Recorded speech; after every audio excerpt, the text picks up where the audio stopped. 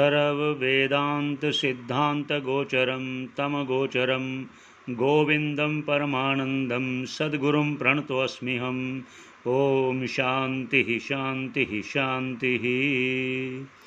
भगवान की असीम कृपा से हम लोग विवेक चूड़ामणि की सरल व्याख्या का प्रयत्न कर रहे हैं। तो आज शुरू करते हैं। जैसा कि भगवान भाष्यकार ने विषय के त्यागने के लिए, विषयों में आसक्ति ना रखने के लिए उदाहरण देकर बहुत समझाया गया। और आखिर में भाष्यकार कह रहे हैं कि अगर मोक्ष की इच्छा है तो विषयों का त्याग ही ज़रूरी है, और शम दम आदि जो साधन चतुष्टय हैं उसमें आदर रखते हुए, उसका पालन करते हुए, उसमें श्रद्धा रखते हुए उसमें दृढ़ रहना है। तो ये विषयों में आसक्ति ना हो। और उसके बाद क्या कह रहे हैं भाष्यकार? कह रहे हैं कि देह में भी आसक्ति नहीं होनी चाहिए। ये आगे की सीढ़ी, ये एक एक सीढ़ी करते हुए उस मोक्ष पद को पाना है, एक एक सीढ़ी चढ़ते हुए। अब आगे की सीढ़ी का कह रहे हैं देह में आसक्ति ना हो, इसलिए उसकी निंदा का वर्णन कर रहे हैं। क्या कह रहे हैं, आइए शुरू करते हैं। अनुक्षणं यत् प्रतिहृत्य कृत्यं अनाद्य विद्याकृतबन्धमोक्षणं देह परार्थोऽयं ममुष्य पोषणे यः सज्जते सा स्वमनेन हन्ति, या सज्जते सा स्वमनेन हन्ति। ये देह में आसक्ति ना हो उसके लिए ये श्लोक है। अनुक्षणम यत् परिहृत्य कृत्यम, क्या कह रहे हैं कि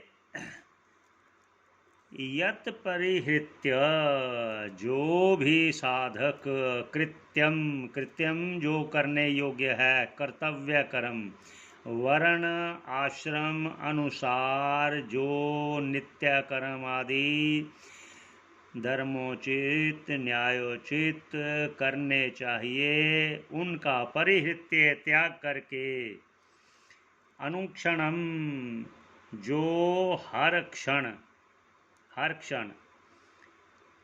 जो कृत्यम है, जो करने योग्य है वो करने चाहिए।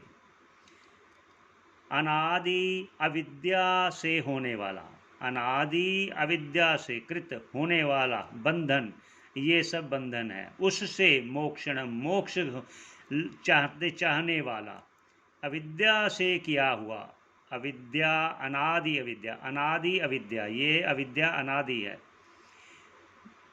तो उस अनादि विद्या से कृत हुआ बंधन, उससे मोक्ष चाहने वाले को क्या करना चाहिए? भाष्यकार आगे क्या कह रहे हैं, वो जो देह प्रार्थ हो, जो ये देह है ये अपने लिए नहीं, ये दूसरे के लिए है। अयम मनुष्य पोषणे, इस देह को के पोषण में यह सज्जते जो लगा रहता है, स्वमनेन हन्ति, वह अपना हनन करता है, अर्थात अपना नुकसान करता है। किसका? मोक्ष का भागीदार वो नहीं होता। जो देह पर अर्थ है, जो देह दूसरे के लिए है, देखिए ये दो दूसरे के लिए कहा गया है। जो संघात है, संघात पर अर्थ होता है। संघात अर्थ जो देह, इंद्रिया, मन, बुद्धि, चित्त, अहंकार का संघात रूप ये देह है, ये पर अर्थ है। आप कभी भी देखिए, जो भी संघात होगा वो स्वयं के लिए नहीं होगा, वो अन्य के लिए होगा। तो फिर अयम देह उसको पोषण में लगा रहे, यह सज्जते लगा रहता है, जो सा स्वमनेन हन्ति, वह अपना खुद नुकसान करता है, हनन करता है। इसलिए भाष्यकार देह में आसक्ति ना करो उसको समझाते हुए कह रहे हैं। तो आगे क्या कहते हैं? आगे भाष्यकार लिखते हैं, शरीर पोषणार्थी सन ये आत्मानं दिदृक्षति ग्राहं दारुधिया धृत्वा नदीं तरतुं साइच्छति। भाष्यकार कह रहे हैं कि अगर आप इस देह के पोषण में लगे रहोगे तो क्या होगा, शरीर पोषणार्थी, शरीर के पोषण में उसके ध्यान में लगा हुआ सन यह आत्मानंद दृष्टि, जो आत्मलाभ करना चाहता है परमात्मा को और इस आत्मा का ऐक्य करना चाहता है, वो अगर वो लगा हुआ है देह के पोषण में तो उसका क्या होगा, ग्राहम दारुधिया, ग्राह मगरमच्छ को, दारुधिया अर्थात मगरमच्छ को भ्रम से लकड़ी समझकर धृत्वा उस पर बैठकर नदीम तरतुम, नदी को पार करने की इच्छा रखता है। जैसे क्या वो पार कर पाएगा, अगर वो मगरमच्छ को एक लकड़ी बुद्धि से उसके ऊपर बैठ जाए तो आप सब जानते हो क्या होगा। इसलिए ये उन्होंने कहा कि इसलिए देह में आसक्ति ना करें। तो आगे क्या कहते हैं, मोह एव महामृत्युर्मुमुक्षुर्वपुरादिषु मोहो विनिर्जितो येन सा मुक्ति पदमर्हति। ये भाष्यकार आगे लिख रहे हैं, भगवान भाष्यकार कह रहे हैं कि मोह एव, मोह ही है, मुमुक्षु के लिए, जिज्ञासु के लिए, जो मोक्ष मार्ग पर चल रहा है उसके लिए मोह ही महामृत्यु है। वपुरादिषु, जो देह में ममता रखे, मैं, मेरा देह, मेरी देह, मेरे बंधु, ग्रह, पुत्र, दारादिषु, वो सभी में, पुत्र में, पत्नी में, ग्रह में, और जो भी उसके साथ आसक्ति जिसमें है वो सभी मोह ही, उसमें ममता आदि रखना ही मोह है, वो ही महामृत्यु है मुमुक्षु के लिए।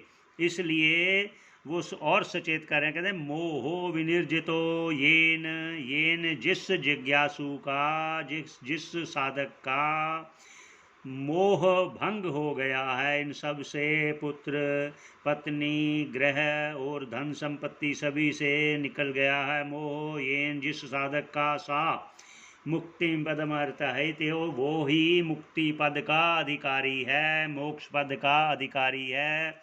ये भाष्यकार जी कह रहे हैं।